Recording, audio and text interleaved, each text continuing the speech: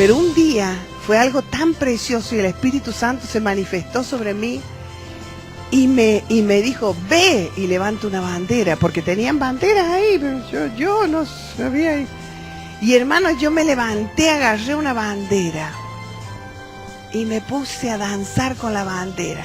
Entró en mí un regocijo de victoria en mi alma que nunca lo olvido. Esa mañana yo andaba con mi bandera por toda la iglesia ahí, alabando a Dios con mi bandera por todas partes. Diferentes cosas que hace en cada momento el Espíritu de Dios, hermano. Pues ya me compré un banderín para tenerlo yo en mi casa. Y mi banderín era del vino nuevo. Y era así en color de, como la voz de vino, ¿vieron? Pero ese color. Y no, en mi casa cuando en los tiempos ayuno, oración, ahí mi banderín conmigo. Por todo. Gloria a Dios. Hay cosas, hermanos, que Dios está haciendo. Hay cosas que Dios está trayendo a su pueblo. Necesitamos tener una mentalidad abierta al Espíritu de Dios. Necesitamos saber lo que Dios quiere de nuestras vidas. Si nosotros no dejamos operar al Espíritu Santo en nuestras vidas, vamos a perdernos de todo lo nuevo que Dios está trayendo para su iglesia. Vamos a perder una oportunidad tremenda. Vamos a perder lo que Dios está restaurando en la iglesia del Señor, y Dios está restaurando el tabernáculo de David.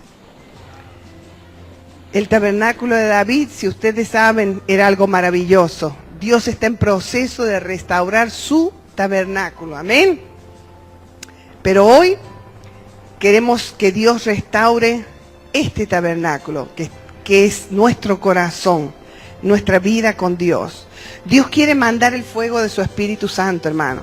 No solo Dios quiere mandar el hablar en otras lenguas o en la manifestación de la danza o todo eso maravilloso. Dios quiere enviar su fuego sobre nuestras vidas. Como yo les dije muchas veces, hemos recibido el Espíritu Santo y andamos como lenguas, ¿verdad? Parecemos loro, pero sin fuego. Unas lenguas que carecen de la esencia de Dios.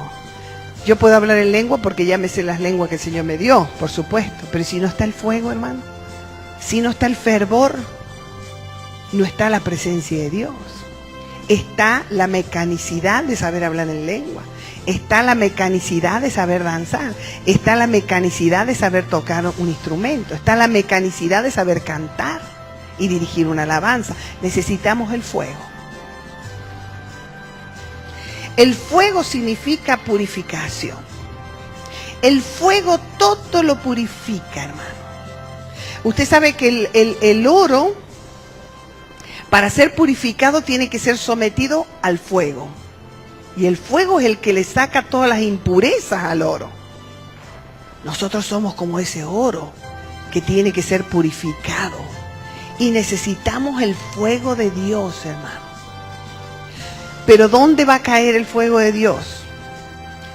Dios quiere derramar su fuego. Dios quiere derramar. Él está deseando derramar el fuego de su Espíritu Santo. Pero ¿dónde lo va a derramar? Dice que Dios...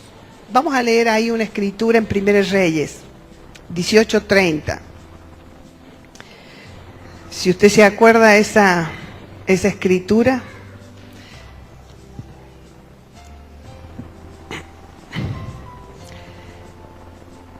Entonces dijo Elías a todo el pueblo, acercaos a mí, y todo el pueblo se le acercó, y él arregló el altar de Jehová que estaba arruinado.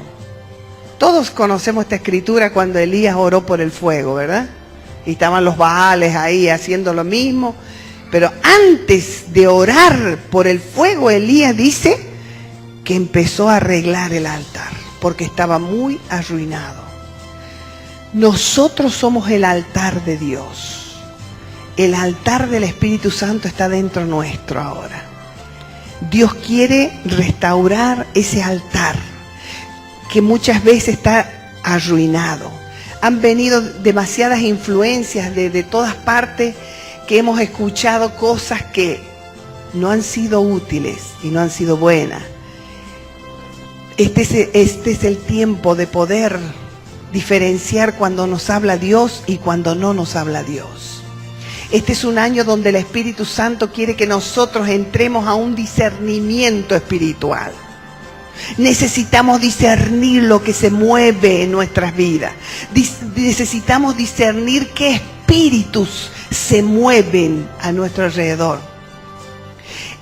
En los años anteriores, yo no sé a dónde usted se quedó, si se quedó por allá atrás o adelantó, pero en los años anteriores teníamos el pensamiento que todo el que estaba en la iglesia era un santo. Al menos yo, cuando me convertí, pensaba que todos los que estaban en la iglesia eran santos, que nadie podía tener algo malo que traer, porque todos habían sido hechos santos por Dios. Hasta que un día me sorprendió otra vez el Señor y me dijo: hija, no todos son mis hijos. Ay, es que yo, ¿no todos? ¿Cómo es eso? Entramos en una realidad que no quisiéramos entender, que no todos los que estamos en la iglesia somos hijos de Dios. Aunque hayamos hecho la oración del perdón y la oración aquella y la otra, aunque nos hayamos bautizado y aunque hayamos...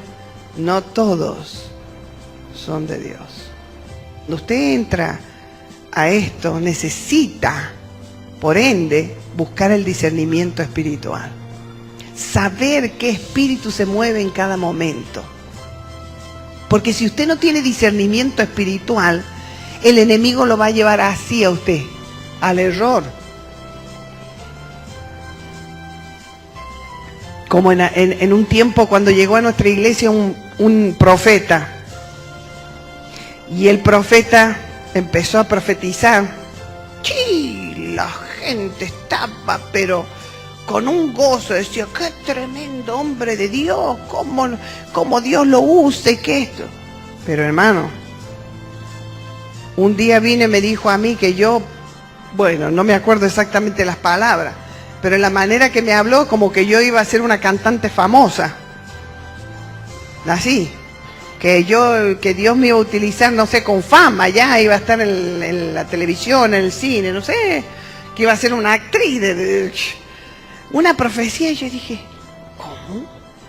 Y si el Señor me sacó de ahí, antes de convertirme al Señor, yo estaba yendo hacia ser artista, o como dicen algunos, estrellados. Que algunos nacen estrellas y otros son estrellados, no sé cómo es.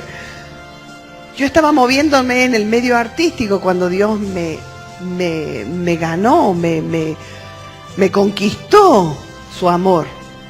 Yo estaba en ese ámbito artístico ya. Cuando usted empieza, usted sabe, de abajito, pero ahí va. Iba a la televisión, hacía audición y cosas así. Dios me sacó de ahí y me va a sacar de ahí para volverme a meter ahí, decía yo. No, decía yo, esto no puede venir del Espíritu de Dios. Claro que el profeta no sabía de dónde el Señor me había sacado. Entonces le era fácil decir una cosa así, para que usted vea. Necesitamos saber discernir lo bueno y lo malo, lo que viene de Dios y lo que no viene de Dios. Para restaurar el altar de Dios, necesitamos conocer cuáles son las ofrendas que Dios quiere que nosotros llevemos a su presencia. Había no lo vamos a leer ahora, si usted quiere leerlo después, en Éxodo 20, nos muestra cómo se traían los sacrificios al altar en el Antiguo Testamento. Y nosotros lo leemos, los holocaustos, la ofrenda de paz, las ovejas, las vacas, y no entendemos nada, porque hoy no andamos ni con ovejas, ni con vacas, ni con todo eso. Y entonces decimos: sí, esto está muy bueno para el Antiguo Testamento, cuando todavía Cristo no había venido, ¿verdad? Pero ahora ya las ovejas y las vacas ya no. Entonces no sabemos muchas veces qué significa eso en nuestra vida hoy. Y hay, vamos a decir rápidamente, los 5 tipos de ofrendas que nos podemos leer en Éxodo 20 sobre el altar. Primero está la ofrenda por el pecado. todos sabemos que Cristo fue nuestra ofrenda por el pecado. Sin derramación de sangre no hay perdón. Jesús derramó su sangre para que nosotros fuéramos perdonados de nuestros pecados. Si nosotros no estamos conscientes de que somos aceptos delante del Padre a través de la sangre de Cristo, estamos en un grave error. Porque vamos al altar o vamos a la presencia de Dios con nuestra propia justicia y con nuestra propia logros o fuerza o capacidad. Y nos presentamos como el fariseo que decía: Señor, yo te doy gracias porque no soy como este que está ahí allá, que es adúltero, es mentiroso, es esto. Yo no, Señor. Yo me congrego, cumplo con todas las ordenanzas de la iglesia, le ayudo al pastor y estoy en todos los servicios. Ese fue el fariseo. Cuando usted se presenta al altar de esta manera, cuando usted se va a la presencia de Dios de esta forma, con este sentimiento, usted está haciendo nula el sacrificio de Cristo en la cruz. Él no se sacrificó para que usted se sintiera justo, sino para justificarlo delante del Padre. Nadie podemos ser justos por nosotros mismos, jamás. Solamente a través de la sangre de Cristo. Entonces, necesitamos entender, cuando Pablo llegó a un nivel espiritual muy alto de su ministerio, donde él pensaba: wow, yo soy el apóstol Pablo, hermano, por favor, aquí que cuando yo entre, que se levanten todos y aplaudan, porque usted sabe cómo, hasta dónde había llegado el apóstol Pablo en ese momento. Y dice: no, por favor, pastor, cuando yo llegue que haya cultos especiales, porque yo soy el apóstol. ¿Me entiende a dónde había llegado Pablo? Había llegado demasiado allá. Entonces, ¿qué le pasó al pobre apóstol Pablo? Un aguijón de la carne, hermano. Y el apóstol dijo: bueno, pero yo soy el apóstol y he orado por tanta gente y se ha sanado, voy a orar por mí. Es el mismo el Señor que ha operado en tanta gente las maravillas, va a operar también en mí, me va a sanar de este aguijón. Pero nada, oraba, nada, oraba, nada. Oh, ¿qué pasó, Señor? Y he perdido la unción. Y el Señor tuvo que hablar a Pablo y decirle: Pablo, espérate un momentito. Yo sé que eres apóstol ahora, pero bástate mi gracia. Bástate mi gracia. Sea suficiente lo que yo hice por ti en la cruz. No eres tú el que has hecho esto en ti, soy yo. No eres tú, no son tus logros o tu santidad o tu obediencia o lo que sea lo que te ha llevado a este nivel, sino la sangre de Cristo. Cuando dejamos de ver la sangre de Cristo, la justificación de Dios, la gracia, como dice la palabra, caemos en la condenación de Satanás y nos empezamos a entronar nosotros mismos. Empezamos a buscar tronos. Aquí viene el apóstol. Por favor, póngase todo de pie. Hermano, no me mire así, porque en Argentina hay un apostolitis tremendo en este momento. Y no se olvide que Dios me trajo a mí aquí para decirle la verdad. Que Dios reprenda al diablo, hermano, y al orgullo. Los apóstoles de la Biblia eran los hombres más miserables que había en la tierra. Eran los hombres que eran aserrados, que eran puestos en la cárcel, que le hacían de todo a los apóstoles. Esos eran los apóstoles. Esclavos de Cristo. Hombres y mujeres, porque había mujeres también apóstoles. que dejaban hasta sus hogares por servir al Señor, lo dejaban todo por el Señor. Hoy en día vemos al apóstol como aquel que viene en un carruaje y que tiene sirvientes a su alrededor que le abren la puerta y dice: el apóstol, por favor, nadie lo toque. Entra el apóstol, parece el presidente de la República Argentina. Dice: no son los apóstoles que nos cuenta la Biblia.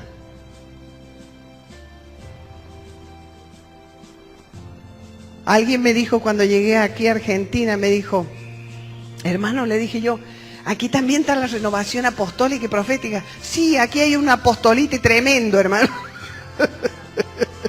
Yo no sabía qué me quería decir el hermano. ¿Apostolite? Dice yo. ¿Apostolite? ¿Qué es eso? ¿Usted sabe el significado de apostolitis? Bueno, yo creo que lo estoy empezando a entender. Hermano querido, cuando nosotros, el Señor nos da algo, un don, un ministerio, una unción, no es para que nos sintamos orgullosos, sino para que le sirvamos. Para que le sirvamos. Hay un duro precio que pagar. No es tan fácil. Pero por allá arriba los dardos del enemigo son más fuertes, hermano. Yo estuve en una iglesia, hermano, allá en Dallas. Yo no sabía qué es lo que pasaba ahí. Pero por alguna razón me dijo un día el pastor, me dice, en la iglesia de Asamblea de Obra: hermana, necesito que ore por los líderes para que reciban el Espíritu Santo. Y yo dije: ¿los líderes? ¿Cómo? Yo no entendía. ¿Cómo? Si no han recibido el Espíritu Santo, ¿por qué son líderes? Bueno, hermano, como quiera, yo, usted sabe, me pidió algo el pastor. Bueno, dije yo, vamos a orar. Hermano, cuando en una vigilia era, me acuerdo, empecé a orar por esos líderes, parecían mármoles parados ahí. No se le movía un pelo de la presencia de Dios, nada. Y yo estaba ahí: Señor, en tu nombre, llena, llena. Ya me estaba quedando sin aire. Y los hermanos así. Ni siquiera levantaban los brazos. Cuando yo vi eso, dije: Dios mío, ¿qué es esto? Y el Espíritu Santo me mostró: están llenos de orgullo, yo no puedo bautizarlos. ¿Por qué? Porque se levantó un neófito a ministrar cuando no estaba listo para ministrar. Hermanos, tenemos que mirar muy bien. A mí los nombramientos no me gustan. A mí me gusta el poder y la unción de Dios. Porque los nombramientos, cuando vienen los nombramientos, empezamos así. Ay, ahora soy profeta. Mano, con cuidado, que ahora soy profeta de Dios. ¿Qué es eso, Dios mío? Otro dice: ahora yo soy evangelista y Dios, a donde pongo la mano, los enfermos se sanan. Mejor que el Señor, porque imagínense que el Señor cuando fue a Nazaret dice que no pudo hacer milagros. Así que este evangelista estaba mejor que el Señor. Hermano, tenemos que tener cuidado. Y dicen, ¿qué espíritu? A mí no me gustan los nombramientos, a mí me gusta la unción. Yo creo que Dios se mueve en cada uno de nosotros. Que Dios puede moverse en un té con un mensaje profético. Que Dios se puede hasta mover en un niño, si así Él lo quiere. Y un niño puede traernos un mensaje de parte del Señor. Eso es lo que yo creo. Los nombramientos déjelos a un lado, hermano, porque esos nombramientos nos hacen daño. No se olvide que tenemos la naturaleza perdida, que es este cuerpito que cuidamos tanto. Y dice que este cuerpo está maldecido por el pecado. No tenemos como el cuerpo del Señor, que era santo. Él sí era un cuerpo sin pecado, nosotros no nacimos con este cuerpo de pecado. Por eso dice que carne y sangre no puede heredar el reino de los cielos. Esta carnecita que la cuidamos tanto y la alimentamos tanto, se tiene que quedar acá en la tierra. Del polvo eres y al polvo volverá.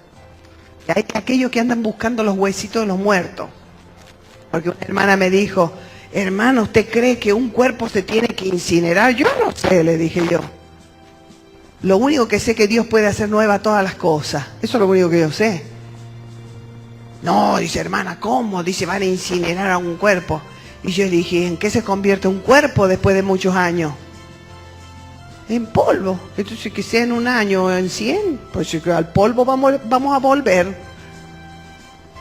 Pero cuando venga el Señor dice que nos va a dar un cuerpo nuevo, glorificado. Entonces, hermano, hay cosas, yo he escuchado cada barbaridad que dice la gente. Anda cuidando los huesitos de sus antepasados, hermano. Todavía anda con las velas en el cementerio, las flores, la gente. Yo he visto cada cosa, hermano, por la ignorancia de la palabra de Dios. No, tremendo. El segundo sacrificio, la ofrenda encendida. ¿Qué es la ofrenda encendida? Consumida por el fuego. Se ponía un macho cabrío, lo que fuera un cordero, y se lo quemaba todo entero, se lo quemaba en un altar. Eso lo podemos ver en Génesis, por ejemplo, 8:20, si lo quiere ver. Una ofrenda totalmente consumida por el fuego, solo para Dios. Eso no lo comía nadie, hermano, eso era solo para Dios. Una ofrenda encendida es la manera en que nosotros nos entregamos a Dios totalmente cada día. El Señor dice que nosotros tenemos que, nuestro culto racional de cada día es nuestra adoración a Dios, cómo nos entregamos a Dios, nuestra vida en adoración. Esa es una ofrenda encendida delante de Dios. Nosotros somos ese cordero, ese macho cabrío, nosotros somos ese animal que se tiene que quemar. El quemarse es el consumirse a través de la presencia de Dios en adoración a Dios. Ese humo que sale es el que llega a la presencia de Dios. Es solo para Dios. Dice que ese animal tenía que ser quemado hasta quedarse cenizas, hermano. Hasta que no quedaba nada. Ceniza. Quiere decir que cuando nosotros vamos a la presencia de Dios tenemos que dejar que el Espíritu Santo nos queme hasta que no deje nada que no le agrade a Él en nuestras vidas. Que nos queme. Consúmeme. ¿Se acuerda ese coro? Transfórmame, consúmeme. Esa es nuestra ofrenda encendida para Dios. La ofrenda de grano es una ofrenda de gratitud. Dice el Salmo 100 que tenemos que venir a la presencia de Dios ¿con qué? Con queja, murmuración. Ay, Señor, otra vez. Ay, Señor, que no tienen ventilador en esta iglesia. Ay, Señor, que mira que tan largas las alabanzas. Oh, Señor. ¿Cómo va a venir usted a la presencia de Dios? Dice con gratitud. A veces venimos y decimos, vamos a tener un tiempo, antes se usaba, ahora yo creo que ya no tanto. Vamos a tener un tiempo de acción de gracia. Pasen los hermanos que quieren dar gracia al Señor. Pasa la hermana y dice, yo le doy gracias al Señor porque el diablo me hizo esto y me hizo lo otro. Hermano, ore por mí porque estoy enferma y porque no sé qué voy a hacer de mi vida. ¿Y cuál es la gratitud? O sea, no dio gracias por nada. Era solamente para pedir. Gratitud no es pedir, gratitud es reconocer lo que Dios ha hecho con nuestras vidas en cada día. Aunque haya sido un día malo, a lo mejor no fue muy bueno el día ese. Bueno, Señor, gracias porque me ha dado fuerza para pasar por el valle de sombra y de muerte. Gracias porque tú me has fortalecido para pasar por esta circunstancia adversa de mi vida. Amén. Gratitud. Esa es la ofrenda del grano. Y la ofrenda de la bebida o libación, cuando se pone un vaso de vino en el altar. Esto significa de que el pan, el vino, una mesa servida para Dios. Estamos dando la bienvenida al Espíritu Santo en nuestras vidas. Lo estamos atendiendo con lo mejor. Amén. Para el Señor. Y por último, festejamos con Él y nos renovamos ese pacto de relación que tenemos que tener con Él.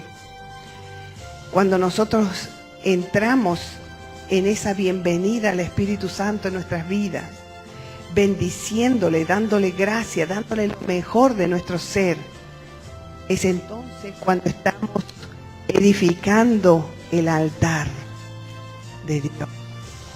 Y cuando un altar está edificado, el fuego cae, hermano.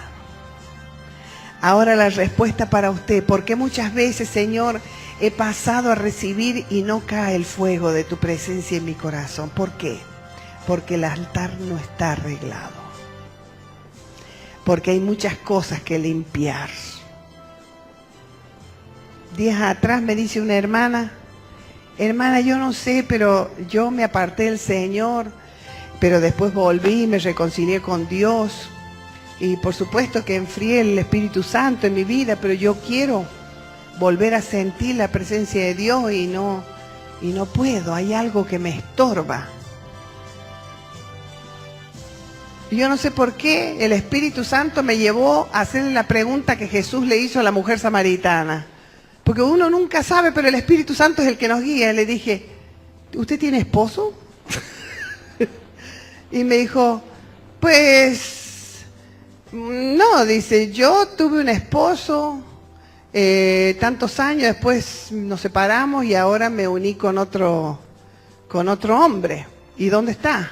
Ah, no, él no es creyente. Y el primer esposo tampoco fue creyente, le digo. Así que le dije yo: ¿cuánto hace que usted conoce al Señor? No, desde que antes de casarme. Le dije: cometió el primer error cuando se casó en yugo desigual con un hombre que no era creyente y ahora vuelve a cometer el mismo error. ¿Y cómo usted espera recibir la presencia de Dios? Error sobre error. Le dije: si usted quiere volver a sentir la presencia de Dios, primeramente deje ese hombre, porque no es su esposo. Comience a orar por su esposo. Ah, dice que mi esposo, fíjese, ha querido volver conmigo, pero yo no sé. Bueno, le dije, con mayor razón, comience a orar por su esposo y pídale perdón al Señor por ese pecado de adulterio. ¿O usted cree que nosotros nos podemos presentar a la presencia así, a la presencia de Dios, y que Dios nos va a bendecir? ¿Que nosotros le vamos a hacer bobo al Señor? ¿Usted cree, hermano? Ah, porque en los Estados Unidos se usa tanto que allá todo el mundo se casa y se recasa y no sé cuántas veces se casa. ¿Y eso a mí qué me importa? Dios estableció algo en la palabra y lo tenemos que cumplir. Si se equivocó, no le eche la culpa al Señor. Si se casó sin consultar a Dios, sin obedecer la palabra de Dios, asuma su responsabilidad, hermano. Ore a Dios por su esposo. Esposo, ore a Dios por su esposa, hasta que Dios la traiga a los caminos del Señor o lo traiga a los caminos del Señor. ¿Qué sabes tú, oh mujer, si con tu testimonio haces salvo a tu esposo? ¿Ah? Entonces, hermano, aquí no, la cosa no es estar cambiando la ficha del juego a cada rato y empezar a convertir el matrimonio en un libertinaje, hermano. Ay, este me parece más bonito y aquel, ay, mejor dejo este y me voy con aquel otro. ¿Qué es esto? Y los hijos volando, porque no saben ni cuál es su papá. Por eso hay tantos jóvenes en la droga, jóvenes tirados en el vicio, en el alcohol. ¿Por qué? ¿De dónde viene toda esa rebeldía? De un hogar mal formado, hermano. Porque si esos jóvenes hubiesen tenido un hogar bien constituido como Dios lo constituyó, no se irían en busca del pecado. Pero tienen rebelión en su corazón porque les impusieron un padre que no era el de ellos. Y porque la mujer cuando se queda sola dice: ay, ¿ahora qué voy a hacer? ¿Cómo voy a pagar el alquiler? ¿Y quién me va a dar de comer? Hermano, si Dios le ha dado dos brazos fuertes, trabaje. A lo mejor no va a vivir con todo lo que tenía antes cuando estaba su esposo, pero no importa. Vive en santidad, vive en temor a Dios. Trabaje con sus dos manitos. Muchas mujeres, y esto lo digo, hermano, y lo digo de corazón porque lo he visto en un montón de lugares, se unen con un hombre que no aman para que le dé de comer y les atienda sus necesidades. No solamente son hipócritas delante del Señor, sino que le hacen daño a ese hombre que lo tienen con ella, porque no lo quieren. Se han juntado, se han casado por interés. ¿Y eso quién nos destapa eso a las mujeres? Yo, porque soy mujer. Sea un soldado valiente, hermana. Si le tocó quedarse sola, siga luchando para Dios. Hay muchas mujeres solas que han criado a sus hijos y han salido hombres y mujeres honorables porque les han dado su buen testimonio. No hace muchos años atrás conocí una hermana que su esposo había cometido incesto con su propia hija. Lo metieron preso. El hombre se arrepintió, pidió perdón a Dios y vino a la iglesia. Se reconcilió con Dios. Ella lo perdonó. Todo parecía muy bien. Pero al pasar un poco de tiempo, el hombre volvió a caer, no con su hija, sino con otras mujeres. Y yo le dije a la hermana, siga usted adelante, porque si usted se convierte a Dios, no solo va a ser salva usted, sino su casa entera. Tenía hijas en prostitución. Yo le dije, siga al Señor con fidelidad, porque de esa manera usted va a salvar a sus hijos también. Por un tiempo caminó bien la hermana, y un día el enemigo la atacó con el resentimiento de que su esposo le había engañado no sé con quién. Bueno, la cuestión que fue y se buscó un muchachito joven y se puso a vivir con el muchachito. Y se apartó del Señor. ¿Cuál es el resultado de una mala elección, hermano?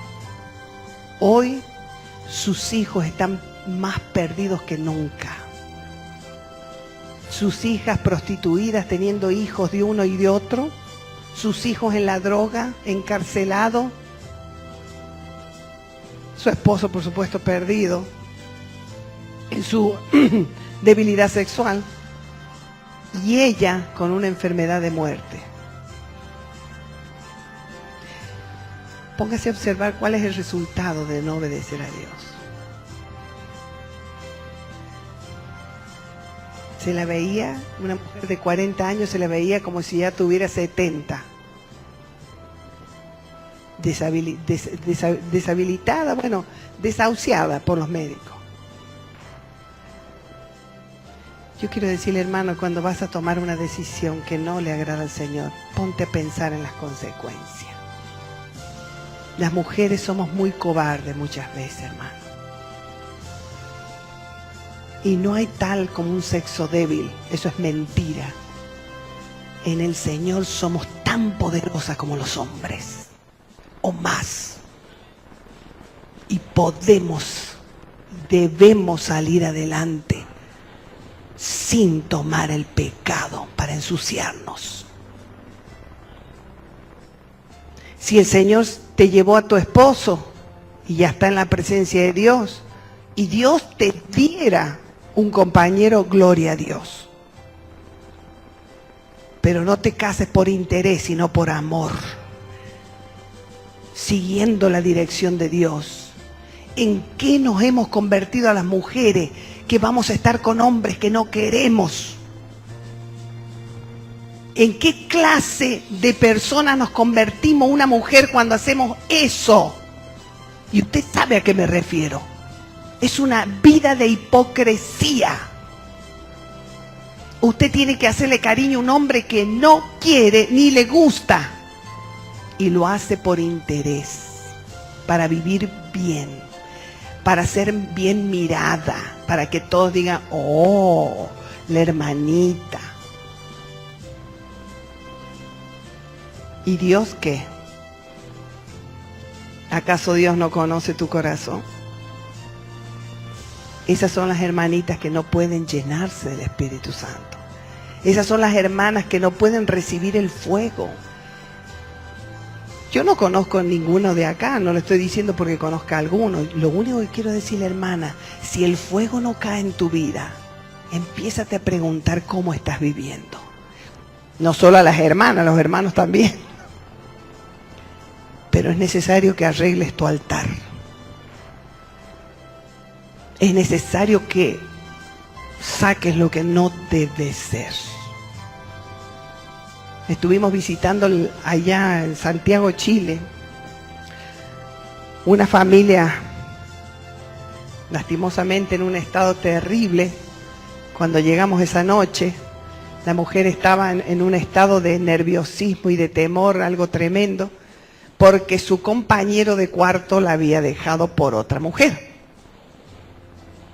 Y empezó a contarme sus dolencias y todo lo que le había pasado y lo que le habían hecho y después que terminó de contarme, yo le dije, hermana, dé gracias a Dios porque ese hombre se fue de su vida. Porque si ese hombre estuviera aquí, usted no estaría buscando a Dios. Y ese hombre no le pertenece a usted. Nadie se lo robó porque tampoco era suyo. Me quedó mirando así la hermana.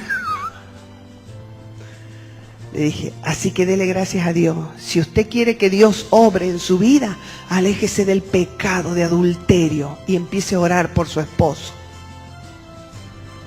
Su esposo es un hombre alcohólico que está desesperado, que no encuentra cómo sanar de su problema de adicción. ¿Qué hace una mujer buscando otro hombre cuando tiene un trabajo tan grande, orar por ese hombre que se está muriendo sin salvación? ¿Qué hace una mujer? Tenemos que orar por nuestros esposos, hermano. No importa lo que les haya atacado, sea el vicio que sea, tenemos que orar y clamar, interceder. ¿A dónde están las mujeres que había antes, que oraban por sus esposos hasta sangrar las rodillas en la presencia de Dios? Pero veían la salvación de sus esposos, veían cómo Dios trabajaba en sus compañeros.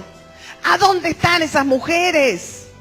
Y para los hombres también, hermano, porque hoy en día no solamente fracasan los hombres, sino que las mujeres también. He encontrado hombres desesperados, llenos de hijos, pidiéndome oración para que vuelva su esposa a la casa. O sea que esto va para los dos lados también. Hermanos, Dios nos ha dado un gran desafío, salvar nuestra casa. Serás salvo tú y toda tu casa. Así que es un gran desafío, hermano. No busques reemplazo. Lo que Dios le dio, eso es. Ore, clame, interceda. Aunque sea el hombre más perverso de la tierra, para Dios nada es imposible. Yo tenía un padre ateo, ateo total. 8 años me costó de oración cada madrugada por mi padre. Llorar y clamar y gemir por mi padre. Hasta que un día Dios lo salvó. No me arrepiento de haber perdido esos 8 años en oración. Porque, hermano, yo sé que ahora mi padre está en la presencia de Dios. Si usted fuera esa persona que se equivocó, si usted estuviera en el lugar de esa persona que usted desecha porque está equivocada y nadie quisiera orar por usted, ¿cómo se sentiría? ¿Cómo se sentiría, mi hermano? Si fuera usted esa persona que está perdida, si fuera usted esa persona que está engañada por Satanás, ¿cómo se sentiría usted? Que nadie quiera orar y que diga, ya está perdido, ya no sirve para nada. ¿Se sentiría usted bien? No. Si a usted le tocó el lugar de oración, de orar, ore, hermano. Clame a Dios por su compañero, por su compañera, por su papá, por su mamá, por el familiar que usted sabe que necesita de Dios, por quien sea. Dios ha prometido salvar su casa. Yo me tomé de la promesa de Dios, yo dije, mi padre padre va a ser salvo. Aunque sea un ateo, va a ser salvo, porque el Señor, para Él nada es imposible. Y me tomé de la palabra y empecé a interceder y a orar y a orar. Ungía las ropas, ungía su cama, ungía sus zapatos. Ya no sabía qué ungir, pero yo seguía orando y orando. 8 años, pero Dios lo salvó. Dios lo salvó. No se podía orar en mi casa. Si mi padre estaba ahí, yo no podía orar. Teníamos que estar así, orando en secreto. Porque si él estaba y escuchaba una oración, se ponía como loco y empezaba a insultar y a decir barbaridades. Así era la vida en mi casa. Cuando él se iba al trabajo, entonces nosotros, ahí, rápido, buscamos la manera de estar con el Señor. Y mi gran anhelo siempre había sido predicarle yo el Evangelio de Cristo. A mi padre no se le podía mencionar el nombre de Dios, no se podía. Cuando usted decía algo de Dios, él empezaba a vociferar. Y un día, Dios me concedió la petición de mi corazón. Y mi padre, yo ya estaba casada, mi padre vino a mi hogar llorando. Y yo le di la palabra del Señor. Le prediqué el Evangelio de Cristo. Ese fue un privilegio muy grande que Dios me dio. Si usted hubiera conocido a mi padre, me entendería. Para nadie le era fácil llegar hasta él, y mucho menos predicarle el Evangelio de Cristo. Y Dios me dio ese privilegio a mí. Abracé a mi papá y le dije: Cristo te ama, papá, y Él te quiere salvar. Tú vales mucho para Dios, como yo valgo mucho para Dios. Él te quiere. Y él lloraba en los hombros míos y me decía: ¿cómo, hija? Yo no entiendo cómo una oración puede ser. Con una oración me voy a sanar. Sí, con una oración. Así es Dios, papá. Él nos ama a todos por igual. Él no es una religión, Él es Dios. Y le prediqué el Evangelio, pude ver a mi padre alabando el nombre del Señor, y después pronto se lo llevó el Señor. Pero yo recibí ese gran privilegio de Dios, de llevar a mi padre a los pies del Señor. Y hermano, eso para mí fue algo grande. Me costó 8 años de oración, pero qué lindo, hermano. Qué lindo tener una cosecha así cuando usted ora. Amén. Hermano, hermana, que has perdido un ser querido, que a lo mejor no tienes a esa persona y ya estás pensando, vacilando como hace el mundo, buscar un reemplacito por ahí. Sigue orando. Sigue orando. Porque Dios, su poder no ha menguado, hermano. Él puede hacerlo. Aún lo más difícil. Yo he escuchado hermanas que me dicen: no, mi esposo, yo no puedo vivir con él porque me pega, me maltrata, me dice de todo. Y yo le digo: ora por él. Sigue orando, porque para Dios nada es imposible. Nada, hermano. Nada. Este evangelio es algo muy grande. Son las buenas nuevas del Señor.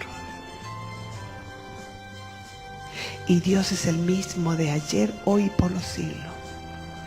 No ha cambiado su palabra. Nosotros hemos querido dar vuelta a las cosas a nuestra conveniencia, pero Dios no. Es un gran desafío ser un seguidor de Cristo, ¿sabe? Por eso el Señor dijo que el camino ancho, cómodo, es para los que se pierden, hermano. Pero el camino de los que se salvan es angostito y es estrecho. Cuesta caminar por ahí. Por eso dice la palabra: muchos son llamados, pero pocos son los escogidos. Si usted quiere ser uno de esos escogidos de Dios, sepa que Dios siempre va a desafiar la fe que hay en su corazón. Le va a pedir cosas que usted no quiere hacer. Pero si usted acepta el desafío de Dios y la hace, usted va a ver la gloria del Señor en su vida. No hay victoria sin batalla, hermano. No hay ninguna victoria y triunfo en nuestras vidas si no aprendemos a pelear. Y pelear en la fe cada día es obedecer la palabra del Señor y caminar conforme a la palabra del Señor. No le agreguemos comas ni puntos. No le agreguemos paréntesis a la palabra, porque la palabra es una sola. Los cielos, la tierra pasarán, dice, pero mi palabra no pasará. Así que, hermano, ármese de valor. El cielo, el reino de los cielos se hace fuerte y solo los valientes lo arrebata.